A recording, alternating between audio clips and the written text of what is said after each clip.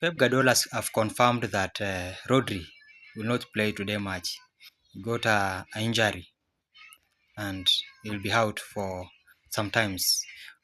So far, we don't know what's happening with Rodri since he won Ballon d'Or and Real Madrid versus Real Madrid and Manchester United fans cried so loud. Since that time, Rodri has have many problems, injury after injury.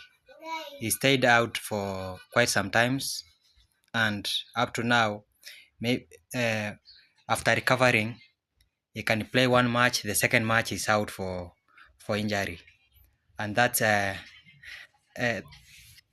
as all know that injury kills player, and when the player is prone for injury, the career also ends. And okay, let's wish